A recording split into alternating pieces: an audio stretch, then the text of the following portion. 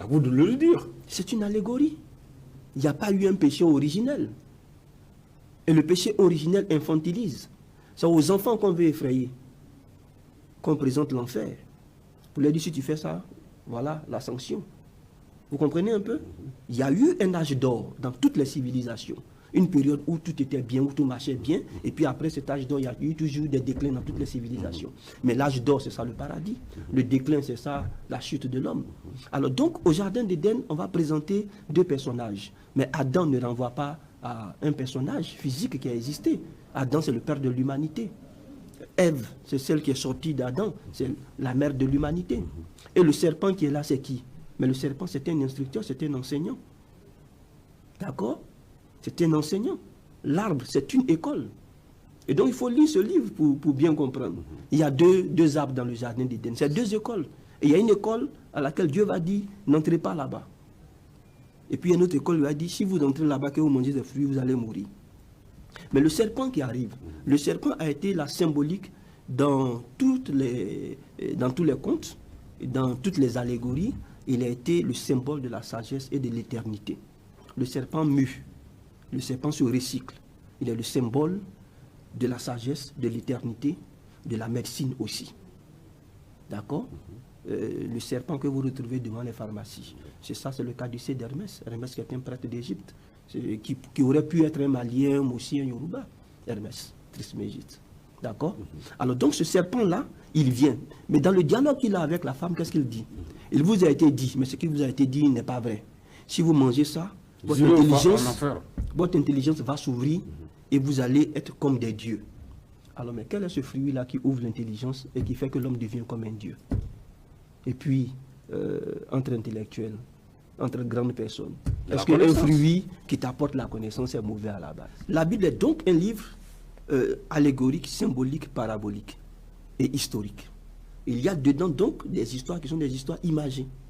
Et donc, le jardin d'Éden est une histoire imagée. Derrière ça, il y a des enseignements à tirer. Et donc, si on prend pour argent comptant cette histoire, pour dire que donc Ève a mangé la pomme, et donc c'est à partir de là que l'humanité a chuté et que nous sommes condamnés par ce péché-là donc à l'enfer. Alors, donc, les animaux, ils ont mangé quelle pomme? Ce sont des animaux. Le mal existe partout dans la nature. Il y a le mal et le péché qui ont perturbé les Africains. Le mal, c'est le mal. Le mal ne disparaîtra jamais. Le bien, c'est le bien et le bien ne disparaîtra jamais. Le mal et le bien sont consubstantiels à la nature de l'homme. Ça veut dire que l'homme a en lui les germes du bien et les germes du mal. Et dans les écrits bibliques, dans les écrits sacrés, le sage, ce n'est pas celui qui n'a jamais fait le mal. C'est celui qui a expérimenté le mal. Le sage? Oui, le sage, c'est celui qui a expérimenté le mal. Et qui a compris que le mal ne mène nulle part.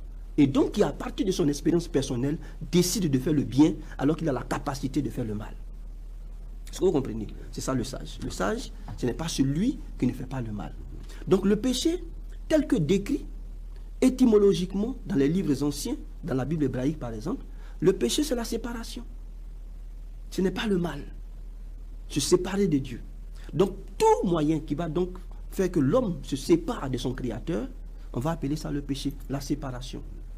Et tous les enseignements vont consister à dire, à travers donc les sciences morales, de revenir à sa valeur intrinsèque, parce que nous sommes à l'image de Dieu. Dieu est bon, donc soyons bons. Et c'est à ce prix-là que nous gagnons le paradis. Okay. Mais le paradis, qu'est-ce que c'est? Il faut aussi l'expliquer. Et dans la spiritualité africaine, il n'y a pas un paradis et un enfer. Il y a quoi alors? Il y a la vie qui ne finit jamais. Puisque à l'origine, nous sommes une étincelle de Dieu, un fragment de Dieu. Et ce fragment-là, c'est une lumière. Et cette lumière-là ne s'éteint jamais. Elle ne s'éteint jamais. L'homme est donc une éternité divine dans un corps humain. Et donc l'homme ne finit jamais. Il va mourir, mais son âme ne meurt pas. D'accord? Et donc ce que les religions nous ont enlevé, c'est essentiellement l'art oraculaire, l'art de consulter. 2, l'art de faire des représentations votives, parce que l'homme ne voit pas Dieu, il se représente toujours Dieu. On nous a dit que ça c'est mauvais, il ne faut pas le faire. Et la troisième chose, on nous a dit...